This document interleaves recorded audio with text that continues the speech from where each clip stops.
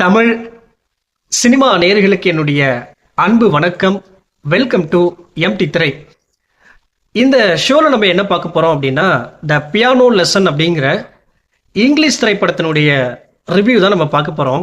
இந்த படம் நெட்ஃப்ளிக்ஸ் ஓடிடியில் அவைலபிளாக இருக்குது. தமிழ் டபுள்யூமே இந்த படம் அவைலபிளாக இருக்குது.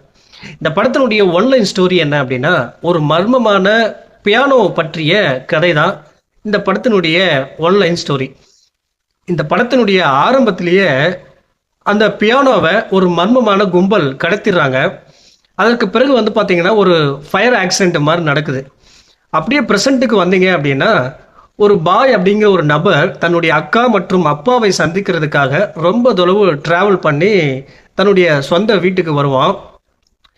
அக்காவுக்கு ஒரு குழந்தை இருக்கும். அதுக்கப்புறம் அக்காவுடைய ஹஸ்பண்ட் பார்த்தீங்கன்னா கொஞ்சம் நாளைக்கு முன்னாடி இறந்து போயிருப்பார். இந்த பாய் அப்படிங்கிற நபர் அந்த மர்மமான பியானோவை விற்று காசு ஆக்கணும் அப்படின்ற மாதிரி ஒரு எண்ணத்தில் வந்திருப்பார். அந்த மர்மமான பியானோ தன்னுடைய அக்கா வீட்டில் தான் இருக்கும். அக்கா என்ன சொல்லுவாங்க அப்படின்னா, இல்லை இந்த பியானோவை விற்கக்கூடாது, நம்முடைய முன்னோர்களின் ஞாபகார்த்தமாக இந்த பியானோ இருக்குது, அவர்களுடைய தியாகம் இதில் இருக்குது அப்படின்ற மாதிரி அக்காவுக்கும் தம்பிக்குமான அந்த கிளாஷ் போயிட்டுருக்கும். அப்படியே பேரலாக வந்தீங்க அப்படின்னா, அந்த மர்மமான பியானோவை சுற்றி நடக்கிற அமானுஷ்யமான விஷயங்கள் என்ன, அந்த அமானுஷ்யமான விஷயங்களுக்கு காரணம் என்ன, அந்த பியானோவுடைய முன்கதை என்ன அப்படின்னு பல விஷயங்களை சொல்ல வர படம் தான் த பியானோ லெசன். இந்த படத்தில் நான் லைக் பண்ண விஷயம் என்ன அப்படின்னா, டைரக்டர் ஒரு பியானோவை பற்றி ஒரு கதை எடுக்கணும் அப்படின்னு சொல்லி முடிவு பண்ணிட்டாரு. அப்போ பியானோவை பற்றி எடுக்கணும் அப்படின்னா அந்த பியானோவுடைய டீட்டெயிலிங் ரொம்ப நீட்டாக இருக்கணும்.